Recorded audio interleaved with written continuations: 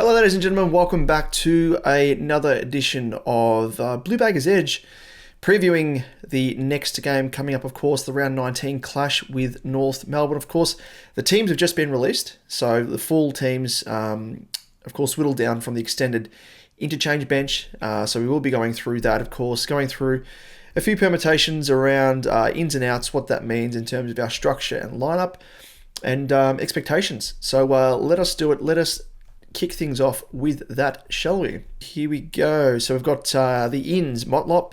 No surprise there, given the injury to Zach Williams. Jack Carroll's an interesting one. He is in. Likewise, Hewitt, no surprise there. And another little bit of a surprise, David Cunningham. Out is Brody Kemp, who was already confirmed as omitted, which I don't know if I agree with, but we'll go with it. As I said, Zach Williams obviously out injured. And Jordan Boyd as well, which is an interesting one. He wasn't confirmed as an out initially when teams were announced with the extended benches, but from reports, apparently he's got a corked calf or corked shin, which is interesting. But yeah, he played very much an off game last weekend. As we know, he's been one of our best distributors by foot, but was turning it over, something shocking. So yeah, interesting. But aside from that, of course, the Pitbull, he is out omitted. No surprise either there, I don't think. Before these teams were announced, I did notice that Jack Martin was actually named in the team as the extended bench, and Jordan Boyd was confirmed out. So he was replacing him there on the extended bench, but still didn't make the full team. And by all reports from what Vossi was saying, Durden also was a chance to play, but had to get through unscathed in the last training session, and by all reports didn't get through the full session. So unfortunately for him, didn't make his spot, which is interesting because I wonder whose spot he would have taken if that was the case. Like, would they have not have played Jack Carroll or potentially Cunningham, considering that Hewitt and Motlop were already confirmed as definitive ins when the team was first submitted. So that's kind of what the team looks like. I don't mind the structure, must be said, with one less ruckman. I just think against Cherry, who's kind of that mobile ruckman, not really the old school lumbering ruckman as we know, the likes of a Nank or Briggs to be, who we've faced in recent weeks, and probably is a good matchup for Pitt. But with Cherry, he's kind of that new age mobile ruckman around the ground. And I will have a look also. I'll show you in terms of just with regards to what Cherry's able to do. It can't be understated really, because this is via Wheelo Ratings for those people interested. Really good data website, very good with stats and everything, full breakdowns. It goes into such detail about pretty much anything you want. But I've had a look here in terms of the ruckman in the competition. And you'll see here the tackles for Cherry is 7.3, which is the most of any ruckman.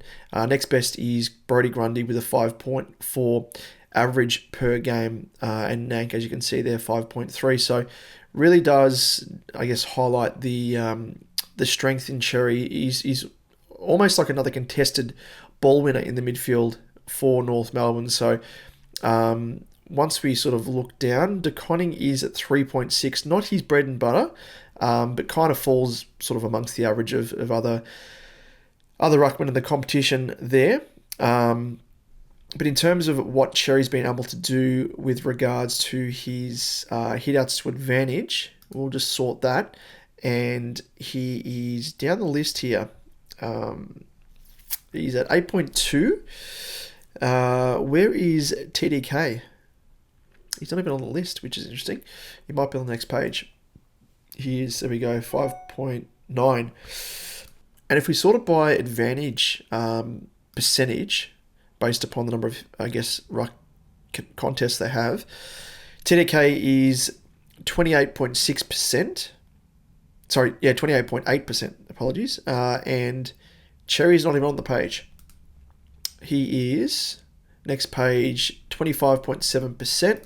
So TDK's got his cover there. Let us compare. Can we compare two players? There we go, perfect. So you can see side by side here, instead of flicking back and forth. But centre clearances, Cherry's got 2.4 to 1.6 De Koning. Total marks 3.4, the way of DeConning compared to Cherry 2.4. Any other discrepancies? DeConning's got 9 goals to Cherry's 7. Tackling went through that obviously already. Pressure acts. Cherry's got TDK's measure here, 15.8 to 11.4. Disposals, they're virtually even, 16.6 to TDK and 16.4 to Cherry. Contested possessions, 12 to Cherry and 10.2 to TDK. But as you can see, they're across the board, they're pretty evenly matched. So I think, when it comes down to brass tacks, I think TDK is a really, really good matchup around the ground and also in the ruck against Cherry. So really do see the reasoning behind dropping Pitt. And it does make sense, I think, with regards to that. Moving on to, I guess, the other inclusions. So Jack Carroll's interesting. I just wonder in terms of who's going to be the sub here. Carroll is actually named on field, is he? Am I reading this correctly? Where is he? There he is. Yeah, he's named in the midfield, which is interesting. I mean, it can obviously change, but I would have thought that Hewitt probably is named on field. Put Cripper in the engine room. And Chincotta, that's the other change as well, was in defence. He was named in Newman's spot. So they've swung a few things around off the back of finalising the team. So, yeah, very interesting. But I think that Kempy was pretty stiff to miss, must be said. I know he hasn't been one of our most elite, but Marchbank, first game back, I thought he was pretty rusty. I know we should probably give him a bit more of a run compared to one game, and I spoke about it in the previous video about Marchbank, where he's kind of got that knack of coming in for one game and then going out for another. So, yeah, it's probably unfair to, do that to him. But I didn't think, again, Kempy was the worst. It does mean that with Kemp being out, no Tall to come in and really replace him, does mean that I imagine Chincotta is going to play back. I imagine Kennedy is going to play off the half-back. So that's probably the other change they would have. Obviously, compared to last week, like one less ruckman, one less Tall in defence, and a couple more runners. Williams' direct replacement is Motters. I guess the replacement for Boyd is interesting because if Chincotta goes back to kind of cover Kempy, who's the other defensive sort of mid to small player? Like Chincotta obviously goes back. I guess maybe that's it. Newman, Cowan side. That's virtually the team there. North Melbourne have Griffin Logue confirmed. Zach Fisher, the old fishman, the fishing charter comes in, and Robert Hanson Jr. out goes. Curtis Taylor omitted, Callum Dawson omitted, and Toby Pink omitted. So they've rung some changes here. Griffin Logue is a big inclusion for them. I think he plays his first game for the year after being out for a fair while. So, yeah, he's a big inclusion. I think they definitely do need him. Like last time we played North, we all know that both Charles and H absolutely pummeled them due to their, I guess, quality in defence, not being able to match our twin Talls. But, yeah, it's going to be interesting to see again. I think we're going to stretch him in defence. That's virtually a given. Logue does help them out. Comben's come on since we last played them, to his credit. And Aiden Core's pretty serviceable, but, not the sort of quality that can, blanket a forward of the quality of H or Charlie. So I do expect to see Chincotta go back into defence and tag Sheasel. That is probably what I'd be expecting. Outside of that, who else could he tag? Probably LDU, if you wanted to run with him. But I reckon the amount of damage that Shees does off the half-back line is probably something that needs to be quelled. Fish is going to be interesting as well, like coming back with, obviously, McKercher, obviously having been back for a couple of weeks now. and shown that he's pretty capable without Fish being there. They kind of want the ball in his hands just because of how silky he is with his footwork, compared to Fish, who, as we know firsthand, can cough up the ball under pressure, unless he's got time and space to really use the footy. So, yeah, I don't know about the inclusion of Fish, but they've obviously recruited him for a reason, and it might allow the likes of Sheasel to potentially push up to a wing more, or even have a bit of a run through the midfield, which has happened in the past, and have Fisher off half back, and that might sort of allow North to try and shake the Chincotta tag if they put Sheasel through the middle, but Chink's been playing through the middle as well, like as we've seen in recent weeks, tagging Bont and the like. So, yeah, that's going to be an interesting matchup. A very, very interesting matchup, that's for sure. Outside of that, Cunningham. I don't know about his inclusion, I must admit. I've been a fan of Cunners for a fair while. We'll pull up now, we'll go to DFS Australia and just check out some stats. So I've gone ahead already and pulled up the stats breakdown for Georgie Boy Hewitt. And the VFL game he had on last weekend, 34 disposals, 3 marks, 12 tackles. Really solid game, as we know. Probably very, very unlucky to be given the sub-vest anyway the previous week. Against Richmond he did play, and then obviously getting dropped for the past couple of weeks. I think he is someone that we've been lacking. We've spoken enough about the defence. So with that as well, we'll just flick across to some of the words from Vossi about our defensive issues and the improvement that we need to show. And, I've spoken about it in our previous video as well. It's plain to see. But he was quoted as saying, most people have been talking about a defence, and we'd agree. It hasn't been up to scratch with where we'd like it over the last 2 weeks. The month before that, we were great in that area, but the reality is the last 2 weeks have been disappointing.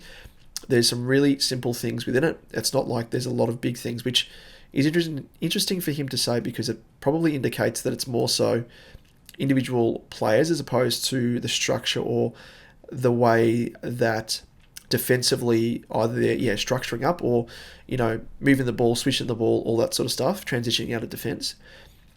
He continues on, we feel a lot of our own game is going okay, but we've got a couple of things we've got to chase and continue to refine. We've lowered our guard and teams have been able to score a bit too easily. Hopefully that there is chatting about our defensive side of our game through the middle as well, because that's been exposed majorly over the past couple of weeks. Like, the lack of two-way running in the midfield is awfully concerning. He's got some quotes here as well on Cam's omission, and he virtually said that the club needs to see more consistency from him. The opportunity, which we underestimate sometimes, is to go back, work in your craft and build your confidence in the seconds. He's had a number of games in a row with that back seven where there've been good cohesion and connection with the group. We feel like we've got some guys there that have been waiting in the wings for an opportunity, such as Hewitt, and he'll go back and work on his game.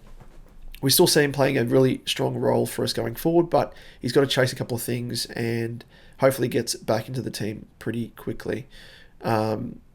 So it sounds as if like there's been a kind of a compilation of things across recent weeks where he kind of hasn't met the mark with what expectations are. But I think off the back of this, if Marchie has a pretty quiet game or gets exposed in defence, I think, and Kemp has a half-decent game in the VFL, I think that'll probably be a change for next week, depending on how we go, obviously on the weekend against North. But yeah, that's kind of just in terms of the defensive side of things. Hopefully they're not just looking virtually in defence, and they're looking at the defensive matchups in the midfield as well. Like, obviously Hewitt's going to help with that, but yeah, it can't be understated. Outside of that, so we were looking at Cunners. So his recent games in the VFL, he had 18 disposals, 4 tackles, 1 behind. 29 disposals the previous game, 8 tackles, 5 marks. Like, I'm a fan of him, and he's been playing like sort of half forward flank for us in his recent games at senior level. And I imagine if it was between him and Jack Martin, and Jack Martin's emergency obviously as well, they're going to be both, like, Cunners is earmarked to play up forward.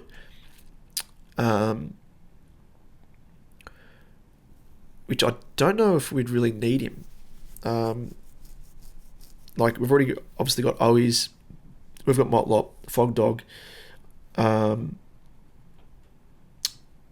I suppose third could help, but yeah, interesting. I don't know. Hopefully he can take his opportunity with both hands, because I'm a fan of Cunners, and he's shown some good signs, but I just don't know if he fits into our best 22. I'm expecting him to probably be sub of all those guys that are named, especially on the bench. Carroll, I think, deserves a bit of an extended run. Hewitt, most definitely. Cottrell, I think, blew some of the cobwebs off last week, but deserves another crack along the wing. Always, we know where he can produce. He's been incredible. And Chincotta as well. He's going to probably go back into defence, as I said, and hopefully, do a bit of a number on Sheasel or the like. But we'll wait and see how things iron out. But that's virtually it. That is the team heading into the game against North. Expectations, we just want to bounce back virtually. Plain and simple. We don't want to be setting any, benchmarks in terms of, getting ahead of ourselves. We expect a 50-point win. We will go through, before we sign off, actually, we might go through and check out last time we played, just the breakdown for that.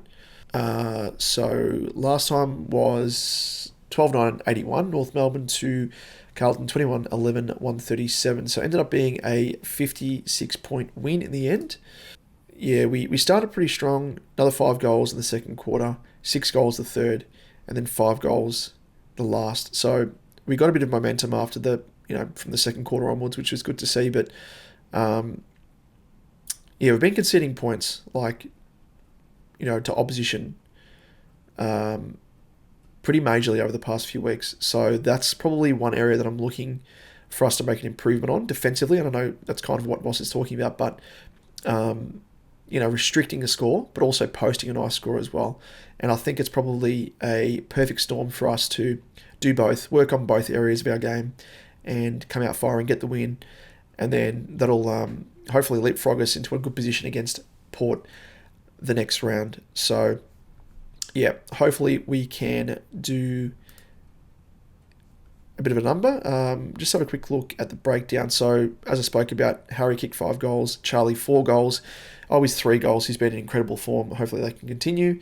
In terms of big disposal getters, Cripper had 28. Georgie Boy Hewitt, when he was playing, 26. Elijah Hollins, 22. Chera, 22. Kennedy, 21. For them, Sheasel, 32, as I said. He's kind of that barometer of half-back. Good user of the footy, as Manoa can push forward, kick goals as well.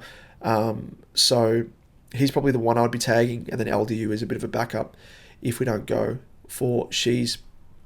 But that is virtually it, ladies and gents. So we'll leave things there, and thank you as always for tuning in. Really do appreciate your support, and if you enjoy what we're putting out there, give us a like, give us a sub, all that sort of stuff. And as I said, we'll be trying to get some guests on as we continue on with the content from week to week. So let us know as well who you'd be keen on us having a bit of a chat to, whether or not you're transitioning across from the Supercoach side of things. Of course, my bread and butter. If there's anyone in the community that you'd love us to have a bit of a yarn with, let us know as well. But let us know your thoughts in terms of the ins and outs.